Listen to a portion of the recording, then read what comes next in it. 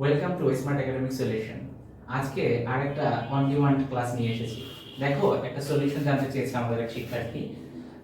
কি বলা আছে এখানে দেখেই বোঝা যাচ্ছে, আমি পুরোটা করিনি, ওর শুধু ঘ নম্বরে একটা বোর্ড কোশ্চেন হবে হয়তো, শুধু ঘ নম্বর প্রশ্নের সমস্যা ওটাই লিখে রেখেছি।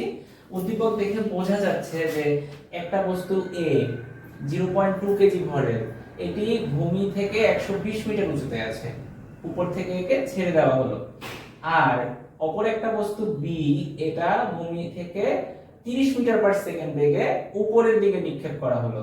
এই বস্তুটিরও ভর দেয়া আছে, দুটি বস্তুরই ভর দেয়া আছে। আমাদের কি জানতে চেয়েছে পরস্পরকে অতিক্রমের সময় এ ও বি বস্তুর শক্তি সমান হবে কিনা। সাধারণত আমাদের এই প্রশ্নগুলোতে চায় যে কত সময় পর তারা পরস্পরকে অতিক্রম করবে, অথবা ভূমি থেকে কত উচ্চতায় তারা পরস্পরকে অতিক্রম করবে। কিন্তু এখানে দেখো, অতিক্রম কখন করবে তা জানতে চায়নি, কিন্তু আমাদের শক্তি সমান হবে কিনা অতিক্রমের সময় সেটা জানতে চেয়েছে। অর্থাৎ অতিক্রমের সময় তোমার নির্ণয় করতে হবে। আবার শক্তি নির্ণয়ের জন্য মূলত শক্তি বলতে কোন ধরনের শক্তি? যান্ত্রিক শক্তি মানে গতিশক্তি আর বিভব শক্তি, যেহেতু কোনো উল্লেখ করা নেই নাম শক্তির, অতএব আমাদের কিন্তু যান্ত্রিক শক্তি অর্থাৎ গতিশক্তি বিভব শক্তি দুটোই হিসেব করতে হবে। সেক্ষেত্রে আমাদের কি দরকার?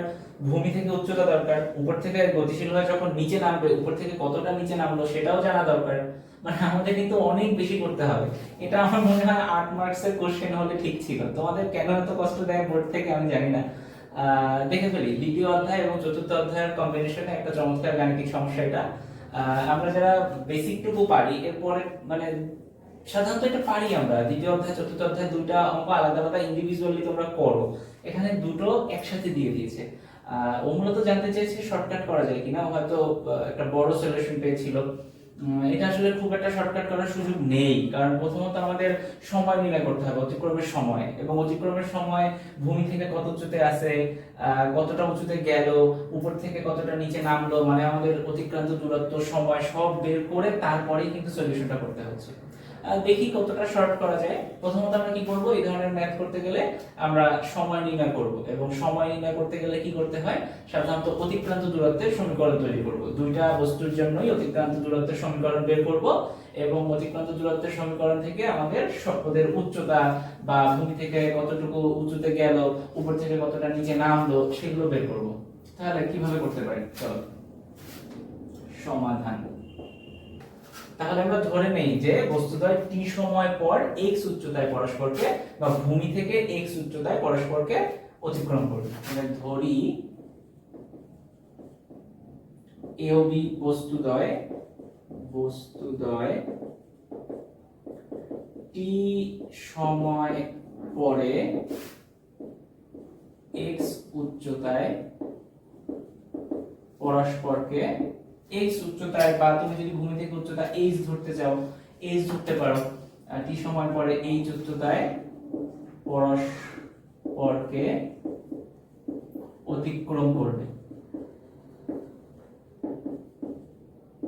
ভূমি থেকে উচ্চতা যেহেতু h ধরে নিতে পারি, কি হবে, এই বস্তুটাও নিচে নামবে, এই বস্তুটাও উপরে উঠবে। তাহলে এমন হলো, ও উপর থেকে নিচে নামতে নামতে ধরো এই পজিশনে চলে এলো, আর এটাও নিচ থেকে উপরে যেতে যেতে এই পজিশনে চলে এলো। তাহলে কি এখন দুটো সেম পজিশনে আছে? অর্থাৎ এখন যে পজিশনটা আছে, ধরে নিলাম এটা ভূমি থেকে h উচ্চতা।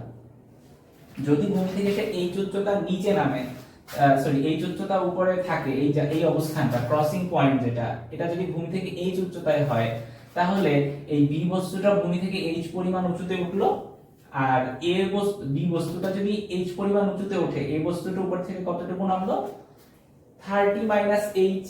আমরা এটাকে ধরতে পারি যে সে উপর থেকে x পরিমাণ নিচে নামলো। তাহলে x এর ভ্যালু কি হবে, টোটালটা হলো 120 মিটার, তাই তো? টোটালটা যেহেতু 120 মিটার, ভূমি থেকে h উচ্চতায় অতিক্রম করছে, তাহলে 120 থেকে h বাদ দিলে এইটুকু থাকছে কত, 120 x, 120 h, সরি। তাহলে ধরে নিলাম যখন অতিক্রম করছে পরস্পরকে, তখন এই বস্তুটা 120 h মিটার নিচে নেমেছে, আর b বস্তুটা h পরিমাণ উপরে উঠেছে। তাহলে অতিক্রান্ত দূরত্বের সূত্র আমরা কি জানি, s = ut + ½ gt²। তো s এর পরিবর্তে যখন আমরা a বস্তুর ক্যালকুলেশন করব, a বস্তুটা কতটুকু নামলো 120 মাইনাস h, তাহলে a বস্তু কর্তৃক অতিক্রান্ত দূরত্ব কি হবে?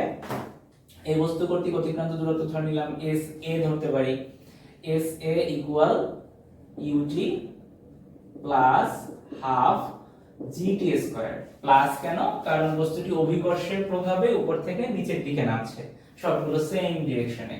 আর g কেন? অভিকর্ষের প্রভাবে উপর থেকে নামছে, g হবে। তাহলে s a বলতে এখানে আমাদের কিন্তু 120 মাইনাস h। দেখো যখন একটা বস্তু স্থির অবস্থান থেকে নিচে নামে তখন তার আদিবেগ কত? 0। তাহলে 0 * t মানে এই অংশটা 0 হয়ে যাচ্ছে, থাকবে কি হাফ ইনটু g এর ভ্যালু 9.8 t স্কয়ার।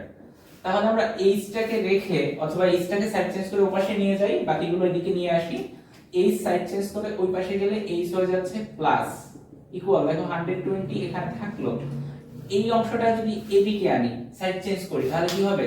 প্লাস ছিল এই পাশে আসলে হয়ে যাবে মাইনাস, কত হবে? 9.8 কে 2 দ্বারা ভাগ করলে 4.9 t স্কয়ার দিলাম। এটা আমরা এক নম্বর সমীকরণ।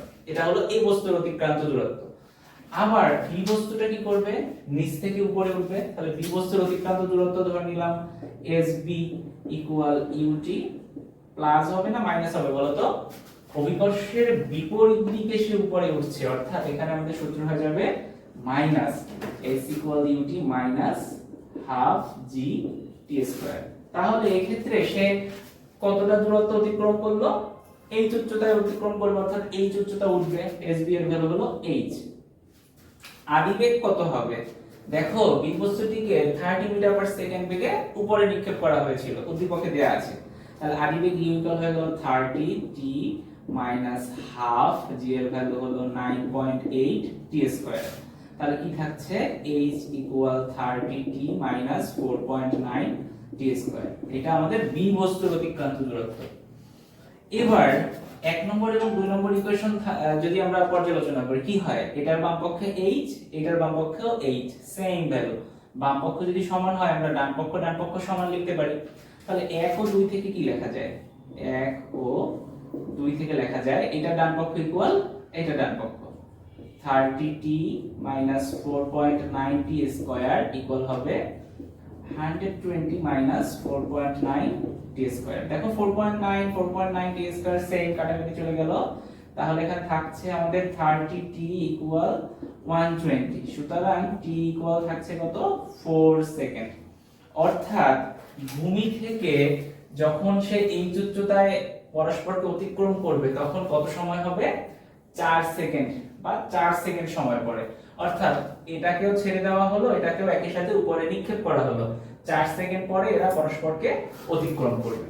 আচ্ছা, এবার তাহলে যখন 4 সেকেন্ডের সময় অতিক্রম করছে তখন এই বস্তুটা ভূমি থেকে কত উঁচুতে ছিল সেটা এই ইকুয়েশন থেকে বের করতে পারি আমরা। তাহলে এই t এর ভ্যালু 1 নং ইকুয়েশনে যদি বসিয়ে দেই, 1 নং এ t এর মান বসিয়ে দিলে h equal 120 minus 4.9 into t এর ভ্যালু হলো 4।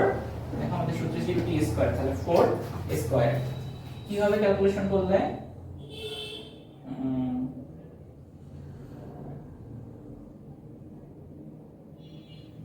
120 মাইনাস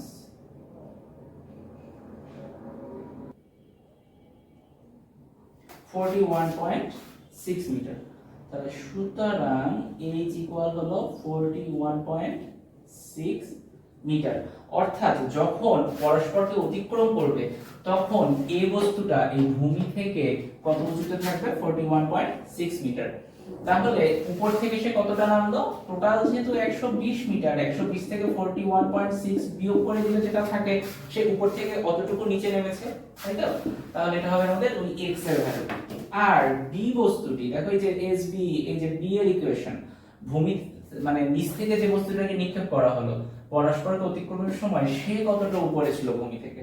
বস্তুটা যেহেতু এই যে a বস্তুটা সে যেহেতু 41.6 মিটার উঁচুতে আছে মাটি থেকে, অতএব b বস্তুটা কি হবে? b বস্তুটার জন্য তো h এর ভ্যালু সেমই হবে, তাই না?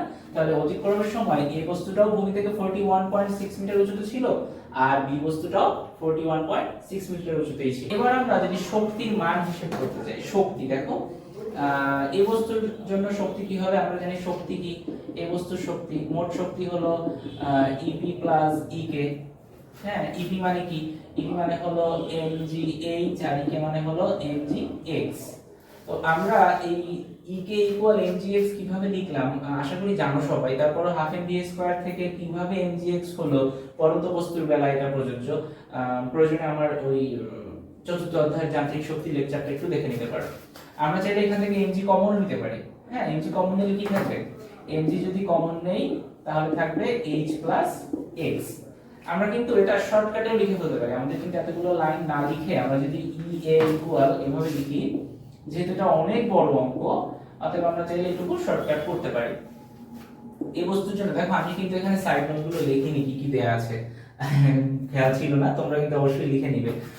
দেখো এই বস্তুর জন্য এই বস্তুর ভর কত 0.2 কেজি, 0.2, g এর ভ্যালু 9.8 আর h মানে সে ভূমি থেকে কত উচ্চতায় ছিল 41.6 মিটার, তাহলে 41.6 প্লাস x কত হবে, x হয়ে যাবে আমাদের 120 মাইনাস 41.6 এটা হবে তাই না। তাহলে x এর পরিবর্তে আমরা লিখতে পারি 120 মাইনাস 41.6। তাহলে দেখো এটাতে আমাদের ক্যালকুলেশন করলে কি হয়ে যাবে, কাটাকাটি করে 120 থাকবে। টোটাল ভ্যালু কত আসবে 0.2 ইনটু 9.8 ইনটু 120।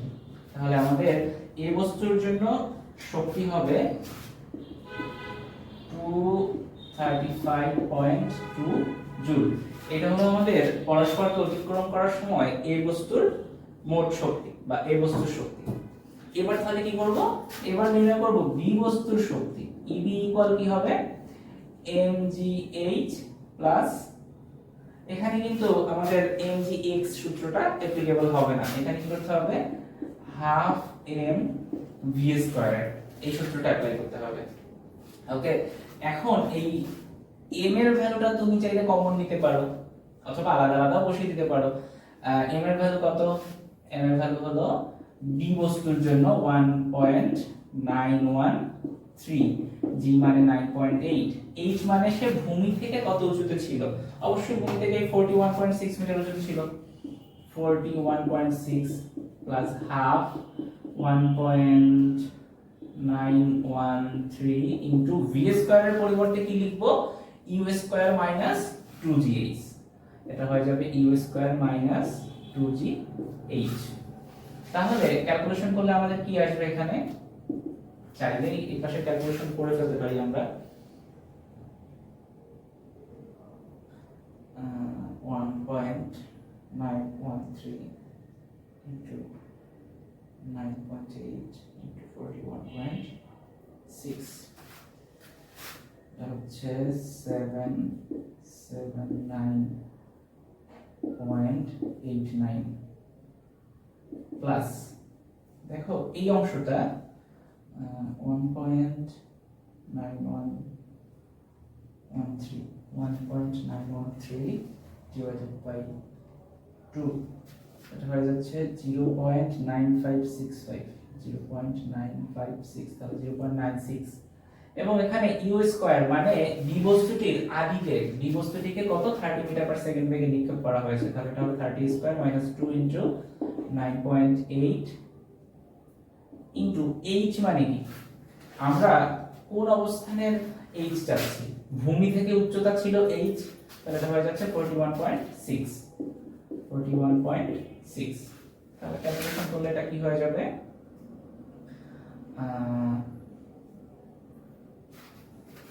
41.6 into 9.8 into 2,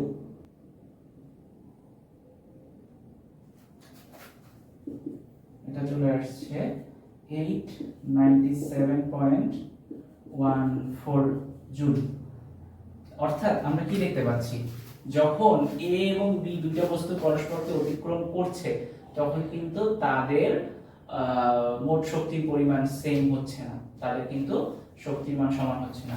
সুতরাং কি লেখা যায়? সুতরাং EA is not equal EB, এটাই আমাদের আনসার। যদি এখান থেকে কেউ চাও এই ক্যালকুলেশনটা আরো ছোট করবে, তাও কিন্তু করতে পারো। এই মানটা বসাবে, এরপর দেখবে এখান থেকে কমন যাবে, কাটাকাটি হয়ে যাবে আরো কিছু অংশ, যেমন এই 2 আর এই হাফ। ইচ্ছা, যার যেভাবে ক্যালকুলেশন করতে ইচ্ছা করে যেভাবে খুশি সেভাবে করতে পারো। ক্যালকুলেশনটা তো ম্যাটার না, কনসেপ্ট বুঝতে পেরেছো কিনা এটা একটু আমাকে বলো। আর যদি কারো কোনো কনফিউশন থাকে বা প্রশ্ন থাকে জানাতে পারো। আচ্ছা, ক্যালকুলেশনটা একটু ভুল হলো কিনা যেটা মনে হচ্ছে, এই যে দশমিকের কারণে মানগুলো একটু ডিফারেন্ট হয়ে যাচ্ছে। হ্যাঁ, যদি এক্স্যাক্টলি ক্যালকুলেশনটা তোমরা করো, আমার মনে হয় সঠিক মান আসবে 861.14 জুল। ইভেন 860ও আসতে পারে, কারণ দেখো এখানে কিন্তু আমি টোটালটা ক্যালকুলেশন করে ভ্যালু লিখে দিয়েছি 89। এটা তো আরো ছোট মান ছিল, দশমিকের পর যেহেতু 4 এর বেশি ছিল, আমি এক ডিজিট বাড়িয়ে লিখেছি এখানে। তো এই ক্ষেত্রেও হয়তো মান কিছুটা বড় হয়ে গিয়েছে। হ্যাঁ, তো ক্যালকুলেশনের বিষয়টা একটু নিজেরা সাবধানের সাথে করবে। সাথে আমার যেহেতু ওইভাবে ক্যালকুলেটর থাকে না, একটু এদিক সেদিক হতে পারে মানগুলো, বাট তোমাদের কনসেপ্ট বুঝতে কোথাও কোনো প্রবলেম থাকলে আমাকে অবশ্যই টেক্সট করবে। আর উত্তর সঠিক এটা কিনা এটাও তোমরা আমাকে কমেন্ট করে জানাতে পারো নিজেরা ক্যালকুলেশন করার পরে। ধন্যবাদ।